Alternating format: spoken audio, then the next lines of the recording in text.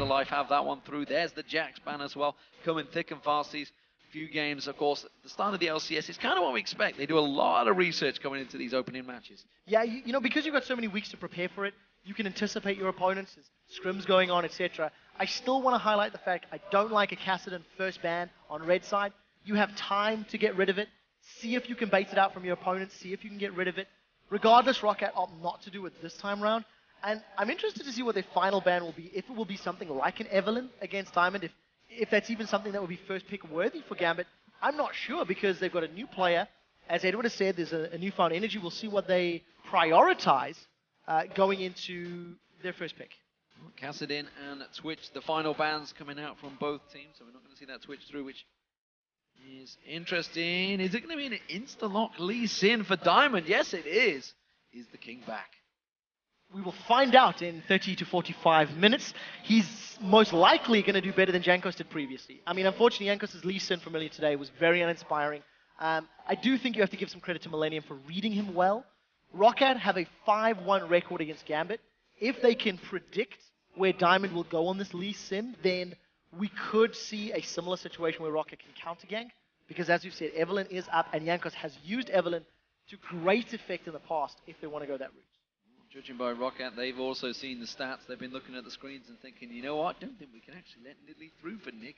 Should we lock this one in? A lot of conversation going on over this one. We'll see whether it's going to get switched around. It is going to be Jankos falling back to Evelyn, it seems. We saw Xaxus on Rise earlier on. Not a great success, that's for sure. They haven't locked them in just yet, but I'm expecting these to be the final champion choices. So there's a big risk with this Rise lock-in. Going to swap away. Now, what I like about Roccat swapping to something like a Lucian, they can counter-pick their opponent's solo lanes, which is going to be a smart call. You've got Celaver on a massively, massively preferred AD carry. 10 games on Lucian.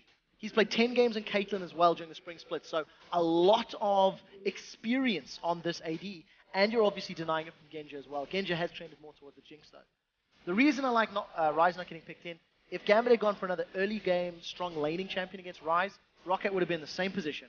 Get smashed early, have no items to contest your opponents, and just have very little to work with. So I'd like to see Roccat counter-picking, ideally with a better mix of early, mid, and late.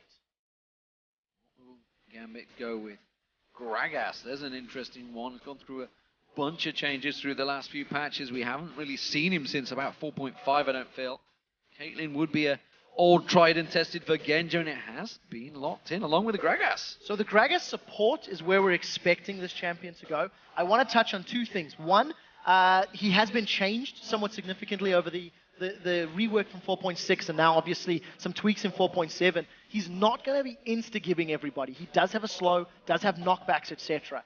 Some damage reduction and things like that. But what I am interested in is it's comboed with Caitlyn. So the very good range that they're going to offer with barrels, Piltover Peacemakers, and Yordle Snap Traps should give them the tools to zone out their opponents in lane very effectively, assuming they're on the same page. Also, Genja has been trending towards Caitlyn a very large amount over the course of the end of the spring split and playoffs. It was a champion we didn't see him touch for over a year, up until 2 months ago. And now all of a sudden Genja's playing in his first game of the summer split. We'll see if he can make it work. See how he builds as well. Roccat looking towards their few... They're going to lock in Aatrox here now. That is going to be a top lane Aatrox, which is an interesting one for Xaxus, of course, played at Rise earlier on, and it will, of course, be Leona as support. So what I do like, we talked about how we needed to get a decent mixture. Aatrox does pretty well with a couple of levels under his belt, and he will scale quite effectively to become quite a strong split pusher. So whoever Gambit decides to put in the top lane against him may have a tough time, depending on the champion they want to lock in. Roccat also has strong initiation, with Eve coming from the side for a flank. You can have Aatrox just throwing himself in there with that Dark Flight, and combo all of that with a Solar Flare, and you have a very, very strong initiation on the assumption they hit those skill shots. So if Gambit get caught out of position, they may be in trouble. The only risk is, if they all stack up on the same area, one explosive cask from Edward's Gragas is going to just disperse them all and reset all of those abilities. So there is a lot of importance on dealing with that Gragas or picking a right fight in the right area. Oh, we're going to see an Aurelia once again. This time it will be Darien running it in the top lane. There is the Nidalee lock-in for Nick in that mid lane. We saw the Incredible stats, 15-128, I believe it was. 3 games. Throughout, of course, the Challenger. We'll see how he does here in the LCS. So it's going to be interesting to see what Overpow decides to play. We've seen him play Assassins in the past. LeBlanc is up and available if he wants to try and, shut Nidalee down in lane and maybe get aggressive with some assistance from Jankos. He could go a different route. I mean, we've seen Overpow play the likes of Mordecai, play Pantheon. I don't know if they're going to pull that out right now, but you never know with Roccat. They are one of the teams that does throw those oddballs out. We'll see what he decides to go with. I mean, Ziggs is still up as well, another Overpow signature champion. You could just have a farm fest between the two of them in that mid lane. Considering the fair amount of AoE that's already with Roccat, I think Ziggs may be the possible choice. 10 seconds left. We'll see what they decide. Well, a lot of discussions this time around, and we've heard so many times from Roccat that Overpow picks what the hell he likes. This time around, it seems like he's having an actual discussion with the team. It is going to be a team comp build. That is why we see Twisted Fate being pulled out for a second time in 2 games running. This time around, it will be Overpow, of course. The champion, we've seen him on, I think, once in the spring split, if memory serves correct. I'm trying to think back. Yeah, not often. We didn't see him often at all. With the changes to both heal and exhaust, he has come into a little bit more fame, so to speak. Also, Assassins have fallen out. So with the comps locked in, Gambit have got somewhat more of a poke siege-style comp. They want to get under a tower, use barrels, spears, traps, and Piltover Peacemakers to get you poked down and get the towers down. I'm expecting Gambit to play a fast rotation, tower-pushing game. Over on the side of Roccat, you have a little bit more focus on those team fights, but you do have elements of split push in there. Aatrox can do well if he goes Blade of the Ruined King or if he goes Ravenous Hydra. Twisted Fate can be in a similar position as well. What I do like about them is they have the tools to create fights more easily than Gambit does. So I feel like Gambit's gone for a map/tower comp, and I think Roccat may be looking a little more for engages, maybe split push. Well, as the match gets underway, let's total up the votes and see which team you pick to win. According to LRLesports.com, you like Gambit by 55%. Wow. Still pretty close. That is very close. For a team like Gambit, with the following that Gambit has, I would not have anticipated that vote to be so close. What it does tell you is public sentiment is not with them, considering Alex has departed. It's the superstar. I mean, he was the face, the name, the front man. I do like the team composition that Gambit's put together for this match, and I'm really interested to see if they can execute it. They did it once last year against Roccat with the Nidalee and the rotations. Can they do it again? Here we go, ladies and gentlemen. Game 5 underway. Gambit Gaming as the blue team without Alex Ich up against Roccat as the red team. And of course, a couple of things to take note of here. A few little tweaks. We did see Overpow switching last minute to Ghost instead of Ignite. He did have that on for a while, but Cleanse has been picked up by Nick. There is a fair amount of CC. I mean, gold cards, Leona, Evelyn Slow, etc. So it's just going to be the smart play. It also allows Nick to swap to Cougar form and get away from any sort of siege potential. First engage, Edward's going to catch a gold card, and that's it.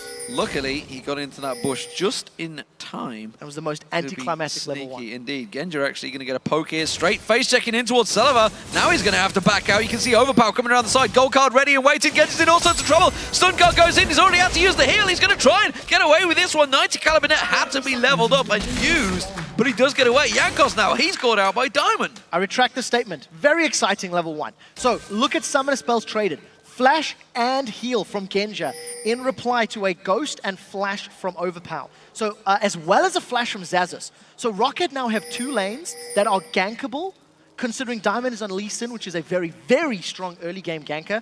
If Xaxus and Overpow do not play the next 3 to 5 minutes correctly, they run the risk of giving up first blood. The same can be said of Genja and Caitlyn. Assuming Jankos can get in behind him or get in the 2v1 situation correctly, maybe they can get kills. So these next few minutes, we'll see who can take advantage of their opponent's summoner spells being down. So full information given. They know that Roccat are going to be starting off at the red buff. Xaxus was stood there, but he is going to back away. However, it will show Jankos in a moment starting off there. Blue buff start for Diamond, and that means they're not going to be able to counter each other. It's going to be standard starts for both of these teams. Standard top lane, standard jungle, no counter invades, and standard bottom lane. So immediately we have the interesting prospect down this bottom lane, of course, of Gragas support by Eddie. Both supports are melee. Both supports are going to be looking to get in the faces of their opponents. The difference is, because of the CC that Leona's going to have with her Zenith Blade and the Shield of Daybreak, I feel that the kill potential is higher with Roccat until level 6. Once Edward does get the burst of that explosive cask, and if they get some poke down, I think the Caitlyn and Gragas combo will work out, but this is the first time we've seen support Gragas here in the summer split of the LCS, and we'll see how Eddie does it. A lot of aggression early on in his top lane. Darien putting pressure on towards Xaxus and forcing Xaxus to pounce away. Has hit level 2 first. Darien now at level 2 will have that. Lifesteal, I believe he would have just leveled up there. Blood first, blood price. He just got it level 2. Instead, he's going to get poked out again. Slowed down Xaxus, not locked up by Darien yet, though. I actually think, in the grand scheme of things, Xaxus should be able to outplay this matchup because his sustain doesn't require mana. We move to the bottom lane. Genja's caught. Genja's caught out. He's got nothing to escape this time around. A good belly slam straight away from Edward there. Just try and keep him up. Genja's in trouble. He's going to go down. First blood is given across the Jankos. That was a good attempt by Edward to interrupt them. That body slam just instantly knocking 2 members of Roccat away. Unfortunately, Genja had already used his 90 caliber net, didn't have flash. The red buff from Jankos had been applied, so he just got run down. And that all stems from level 1. That all stems from Genja walking solo into the river bush. There was very little that could be gained from that one, and he ended up running the rest. Diamond's trying to counter jungle. He may be in trouble. Look for Celaver and VandeR to respond. Can they catch him? This is the question. Jankos is going to give chase. We do see Overpow making his way down. VandeR's coming up as well. Where's Diamond going to go? He's got no walls to try and get away from. He's going to get locked up. Zenith played in there. He goes down. Overpow gets his kill and a double buff. Strong start by Roccat. They get themselves, 2 very early kills because of Gambit misplays. Genja misplayed his level 1, gave up his summoners, got killed. Diamond, maybe overconfident, maybe expected Jankos to recall and not go back to his jungle to farm. It means that he gives up a kill, and as you've highlighted, Overpower double buffs is going to make Nick's life a living hell. For the new man, for Gambit, to have to deal with Overpower with red and blue buff this early on, it is an incredibly difficult situation to be in. One of his, I think, old teammates, if memory serves correct, between Nick and Overpower. Team Acer, about 2 years ago. Two years ago, back in, not Katowice, Warsaw. Correct. ECC Poland it was, I believe. Yes. Going way back there. However, Nick in trouble. Of course, he's going to take a lot of damage, as you mentioned. Not something you want to go up against. A double buffed up lane. It's probably the worst thing that could happen for Nick. However, top lane, that's been going back and forward a fair bit. 33 CS currently by Darien, building up a hefty advantage over Xaxus early on. We'll see if Xaxus can farm his way up. He does have a few minions in front of him, and I think Xaxus has been playing somewhat more cautiously because he doesn't have flash.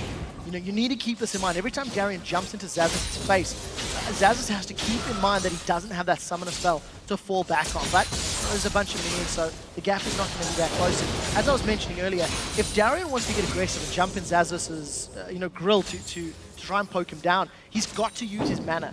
So the more aggressive Darien plays against Xaxus, the more likely he is to run out of mana, lose that resource, and give up control. So a lot of focus and decision-making needs to come down from him in the top lane. What we are noticing in the bottom lane is just the zone control that both Genja and Edward are doing. They're using the range of the champions just exquisitely. Yeah, Edward getting the barrel pokes on towards Celaver every single time. You can see he's very low on health now. Has both summoner spells available though, and of course not far off level 5, so he'll be poking a little bit of hit points up there. Piltover not landing this time around, but looking at the jungle, you can see Jankos is going to try and sneak around the back. Celaver is so low. There's no red buff from Jankos yet. Flash is available for Genja, so this is going to be a stun from VandeR. If he can get it, there'll be a kill. Oh, the trap just cancels that possibility. Making sure he doesn't get caught out. Jankos instead will take a fair chunk of poke from Genja. Nick, meanwhile, in the mid lane, still up against this double buff, tries to pounce in, hence level 6, and does manage to keep that wave clear for now, and honestly has done a pretty good job up to now. Only 10 CS difference between him and Overpow. Double buffs finally wearing off on Overpow. Yeah, so Nick's going to have a tiny respite, but he's out of mana. So he's in a difficult position already. But you see Nick is getting support to Diamond bottom lane. Again, it's just a lot of action all over. I want to highlight that Xaxus has used his ultimate, so we can assume he was pushing Darien down. Darien just used his ultimate himself. So a lot of aggression in all of the lanes, but nothing has come of it just yet. Yeah, of course, Xaxus could dive quite happily onto the tower. Has got that passive available. It does force Darien away from the turret, so that's going to even itself up in the top lane. Overpow continues to push. He's going to go back upfield. Yep, 64 CS, chunk of gold on him. We do see Celaver. He's returned. He's got himself the VandeR scepter. Double Doran's blade as well, so he's looking to try and go aggressive. Genja in the meantime just working out. Darien teleporting back up to top, keeping the CS advantage in his favor, but only just. Yeah, and from the previous trade, he was the first one to back off, so I'm going to assume Xaxus made the fight. Edward's in trouble now. He's got a lot of damage on towards him. As I mentioned, Celaver was looking to try and get a little bit hungry there. Eddie taking a bit more damage than he intended.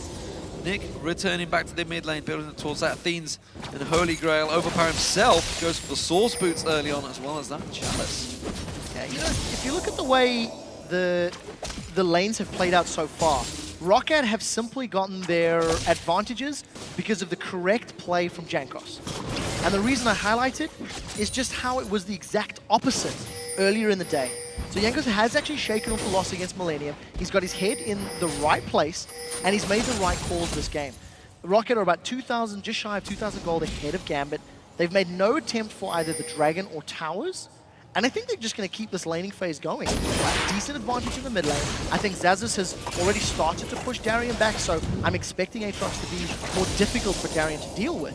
And we'll see if Celaver can catch up. He's still a tiny bit of CS behind. Yeah, Darien just backed and bought once again, actually, so just got himself a couple more items to help keep that health ticking up there. You can see the Ruby Gem being picked up. Doran's shield was picked up a long time ago. Now he's gone for the longsword, so Phage will be picked up very soon. Genja getting locked up once again, but another belly slam onto VandeR. Genja taking a lot of punishment here. He's going to get caught out. The explosive cast was pulled out. VandeR taking a burst of damage. Diamond, will get spotted out by their ward, and that means that Jankos is now called to duty. Yeah, and he's going to be there in the right time. VandeR's very close to getting level 6. With a Solar Flare and Agony's Embrace, they may actually be able to tower dive if Gambit stick around. We noticed that it looks like Edward is recalling right now, so Diamond is going to have to do double duty on the defense.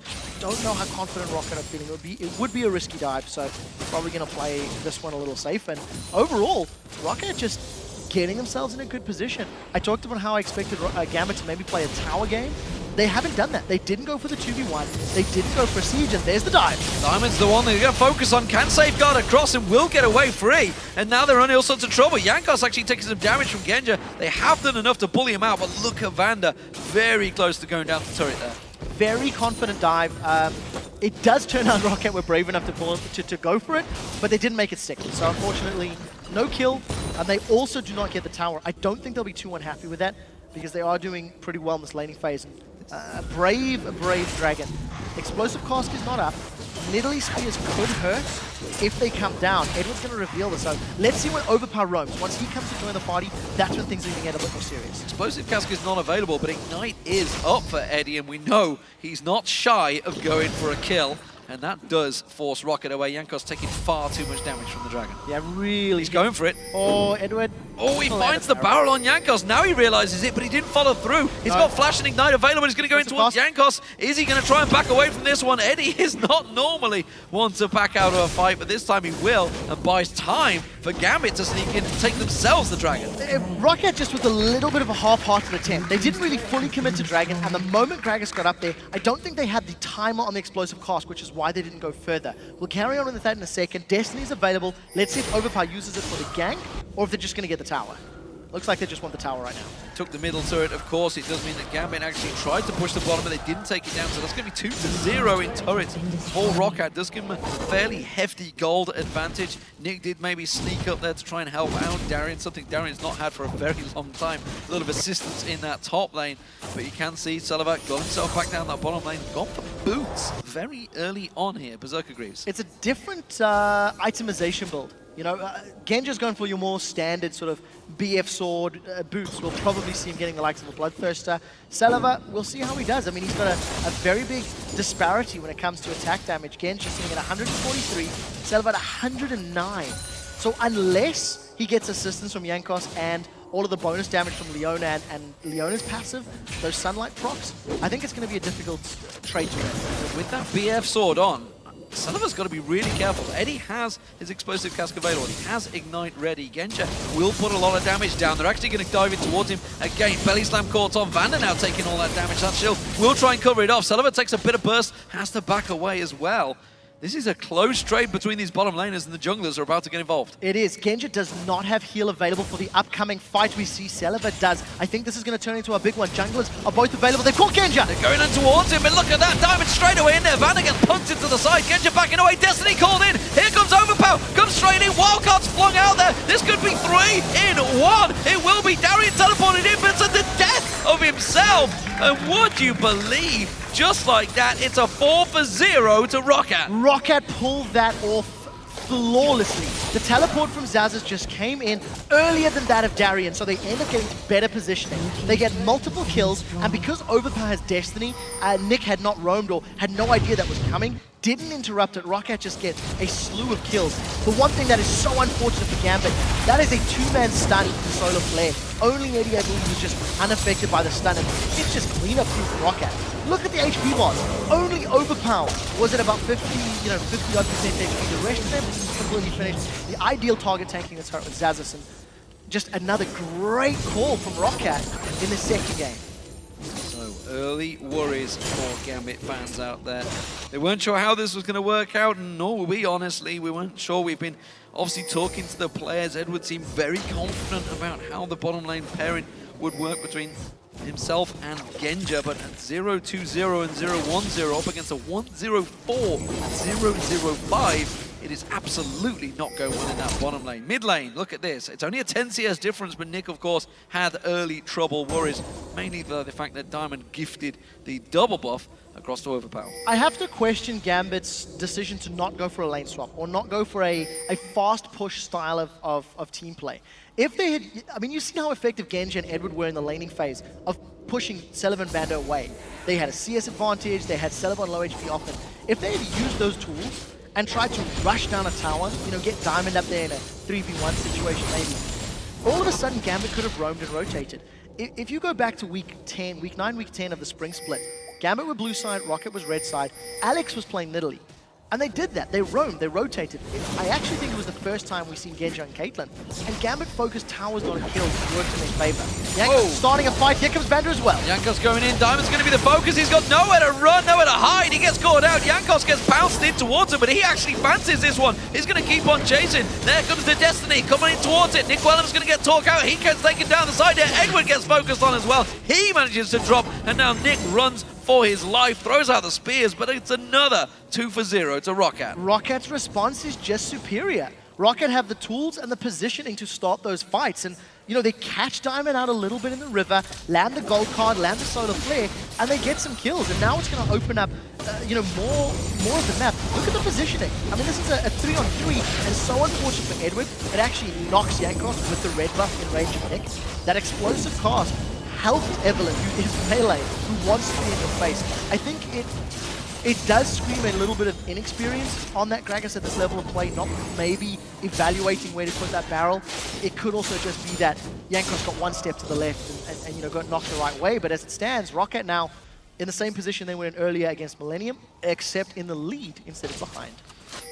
You got to wonder these days, the fear factor that Gambit used to hold over teams is no longer there. They have pure confidence now, Roccat, of course, up against them. 5-1 in the spring split. Why not? They had the number of Gambit, and it seems once again they have complete dominance. 6,000 gold lead, 16 minutes into the game. It's big. I really want to comment on that line, the fear factor that Gambit held over teams. Roccat didn't have it. Darien's actually going to pick a fight. He's knocked up Darien. Well, he's going to maybe take down the Bloodwell, but she's going to pounce away. Or the fact that he just used the dive, it's going to be a death, and it finally gets a kill. It is Diamond that takes it. Yeah, and Xaxus maybe just overconfident there. Darien picked a fight with Xaxus. He didn't pick a fight with himself. But yeah, on the topic of the fear factor, Roccat themselves said they don't fear Gambit.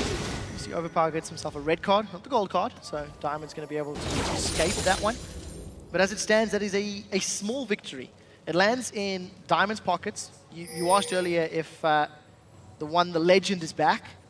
The answer is not yet, I think. We'll have to see if this additional gold, maybe some Dragon's Rage is now in the mid-game can help. I would say in terms of giving your teammates favors, giving up double buff to the mid lane at level 4 is probably the least favorable thing you could do to anyone, and I'm pretty sure General Solo Q would not be happy with you if you did that. General Solo Q, Nick's definitely not. No. This is his LCS debut with Gambit, and he can't even say blame the jungler as it stands. But truthfully, I think Gambit, once again, I really just want to go back to this. I do feel they should have put more emphasis on the towers, not head-to-head. They're going to try go for Dragon. Destiny is available here for Overpow, so Vision will be up, will allow them to engage. Roccat want this fight, they're going to go in. VandeR does not manage to land the Zenith Blade. Gambit shakily step away from this one. Roccat coming out from every single angle right now. They're going to try and make a pick. They're going for Overpow. Darien locks on towards him. Doesn't manage to pull the gold card. Finally, this time he does. Ace in the hole comes through, but Overpow gets away. The Darien with the ultimate cannot chase. It keeps Overpow away. They're going to all turn to Dragon. Yeah, now the fact that the Destiny is still available is very important. If Overpow can recall and get back to sort of that mid lane close enough, he should be able to respond. Remember that Gambit is still 6,000 gold down, so even if they start a fight, they have to be careful. Lack of information for Gambit. They didn't realize Celaver had gone back to base. They could have had a 5-on-3 at the Dragon instead.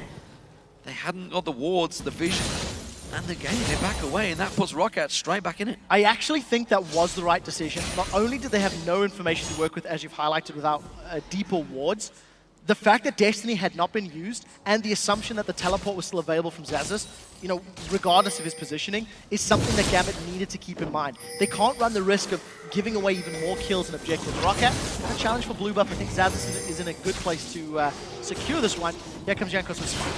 I don't think he's going to have any problems there. It's actually Xaxus that takes it as well. So Roccat stealing away the jungle. Meanwhile, down the bottom lane, they're actually Diamond is going to try and jump on towards Celaver. Celaver, though, just dodging in towards the bushes. Not too worried about that one. I don't think Diamond could win that fight anyway. Bloodthirster as well as Berserker's Greaves, that's a lot of lifesteal and a lot of attack speed that Celaver's already got built up. He also had both of his summoners, so it would have been a very brave play. Darien's caught Overpow, but here comes VandeR. Goes in once again, Blade surging across towards him. We're giving Overpow questions about the aggression that maybe Darien's going to throw towards him. No uncertain terms that he is the target. The fact that he has no summoner spells available is going to be a little bit of a worry for Overpow. It definitely is. Overpow also going with that Athena's and Holy Grail build.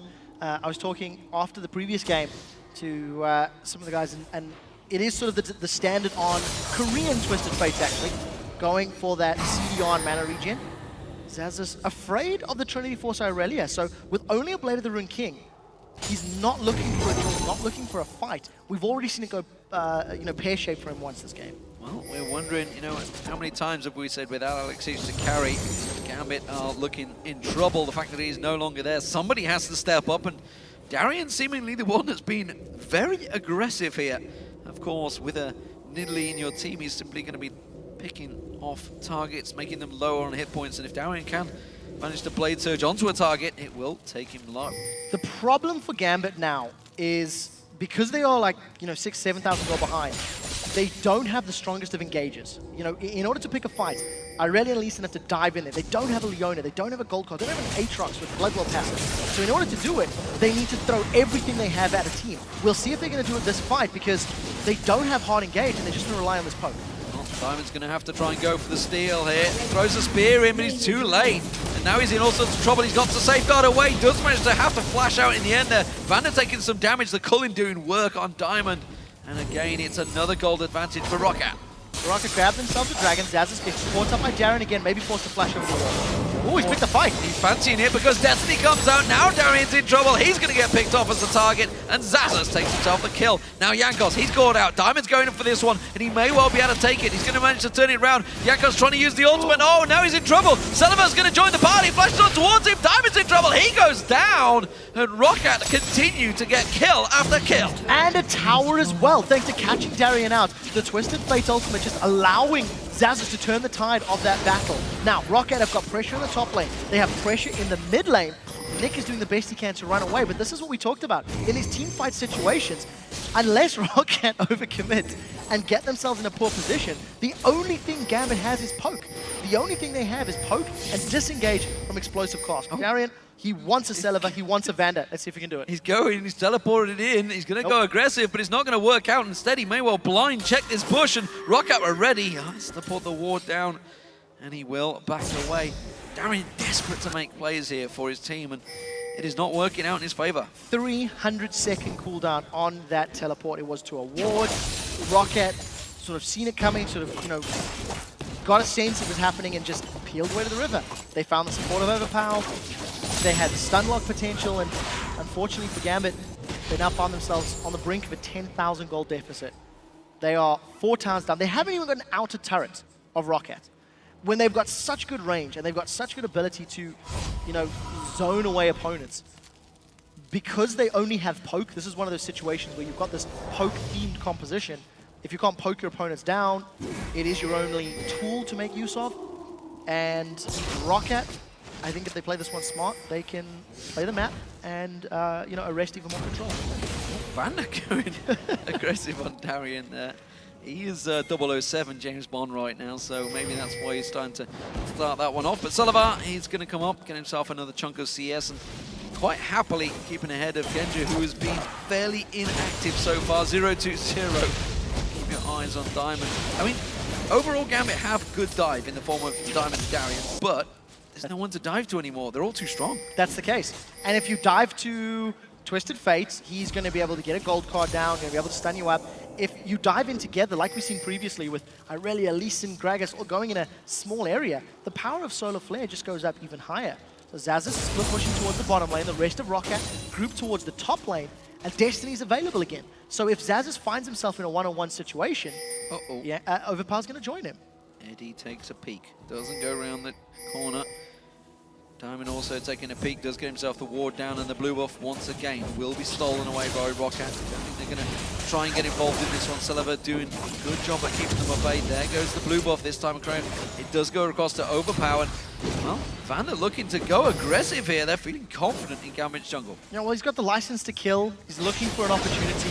Previously, Darien, you know, was in a one-on-one with VandeR's Leona, and because VandeR and the rest of Roccat are so far ahead, Darien didn't even want to go for an auto attack. Didn't even want to go in for that, you know, stun. So we'll see how it plays out. Good body slam from Avery for safety. And Roccat now looking for the siege. They don't have the strongest of siege comps, but they do have pretty good wave clear with that Twisted Fate. Diamond, is he going to follow it? Doesn't connect. And that's the problem.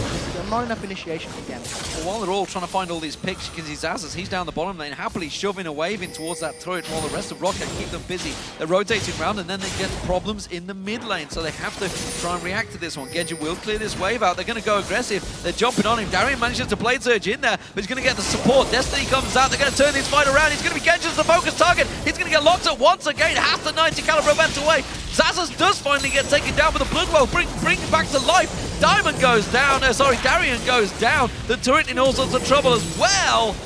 Well, Roccat just roll on through Gambit. Nick may finally take the first death for Gambit. Instead, it's going to be the turret again. So that was the mid lane and the bottom in a turret. And Roccat just roll on through 6-0 now in turrets, make it 7. Both of those, along with the 2 kills, there's no front line for Gambit to deal with. Even though Nick is landing some spears, there's nothing else he can offer. 0-0-0 on Nidalee at 25 minutes. His team simply isn't in a position where they can survive long enough to let the poke matter. Something that Jap brought up during the North American playoffs. When he seen Nidalee get locked in, he said, that's a great champion, it works well. When you have the peel and the zone control to get multiple spears down.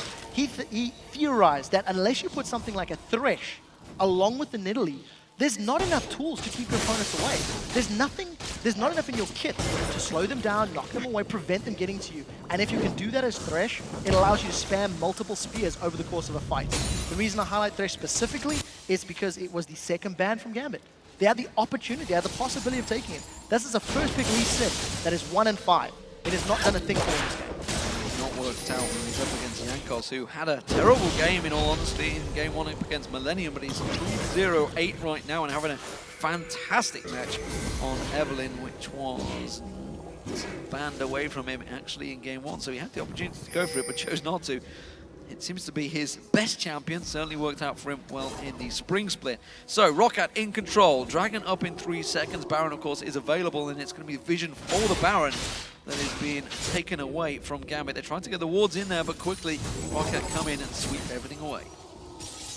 So with the position Roccat are in, and knowing that they have the engage, there's a sense of beautiful irony when I believe at around 24-25 minutes, Roccat lost their bottom inhibitor turret to Millennium. This is a complete role reversal of their first game of the day. Now they need to keep the pressure up. Diamond's looking for another steal. It didn't work last time. I'm not even going to try this time. And Roccat, I think, have got all the tools they need to either continue the split push game with Xaxus or use those sweepers they've got and bait Gambit towards them. The only risk that Roccat has if they want to do a Baron bait is because Gambit have a heavy poke composition. That's actually a bad position for Roccat to be in. They don't want to be in the confined space of the Baron. So I think the smarter option is to get the wards in Gambit's jungle and play the siege game. Get on that mid inhibitor turret. Maybe try force a fight around the exposed inhibitor in the bottom lane, because Roccat sure as hell have enough of a lead to force the match.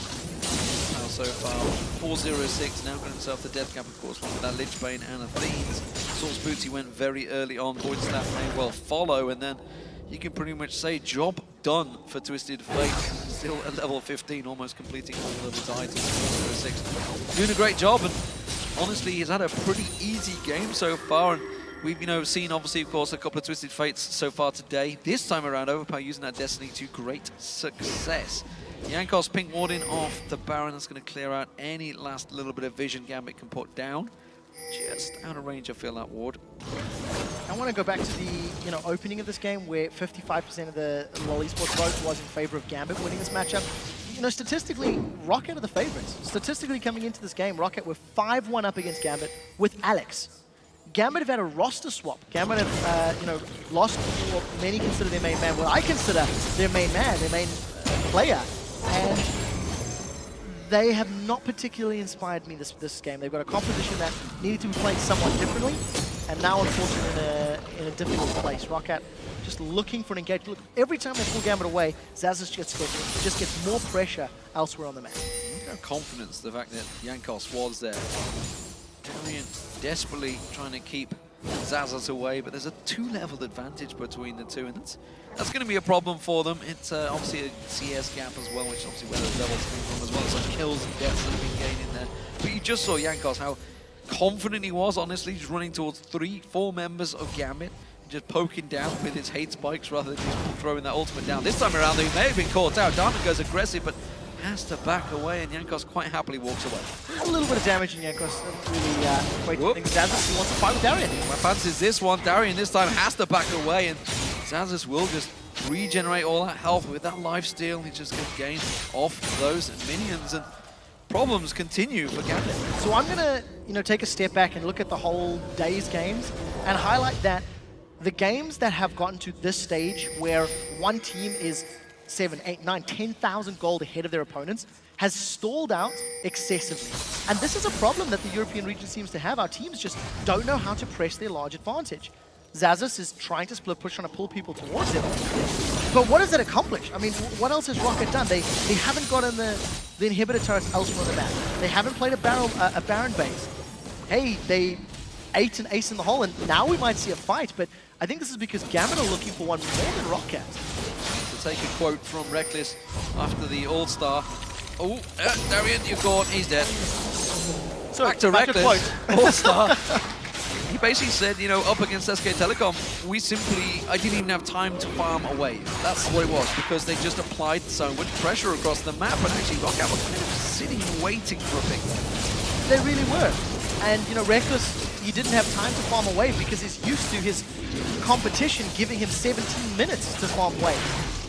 Roccat, yes, they found a pick, got a kill on Darien. They're going to peel away from Baron, and maybe this will work out. But I think at the end of the day, it's taken a very long time to get to this. Big spear comes out, lands on Celaver, but again, that's explosive cast forces Overpow away, but Eddie's going to get slowed down here. Solar Flare lands on towards him. Roccat continues to persist on Jason, and Gambit dodge and weave out of all of that crowd control. But Xaxus, he's just churning down. He's now in a 2v1. He's going to have to back away, but the rest of Roccat, they're rotating down towards the bottom lane to help out Xaxus. So those knockbacks and knockaways from Gambit are now on cooldown. So if Roccat do find themselves in another position where they can collapse on Gambit, it won't go as efficiently.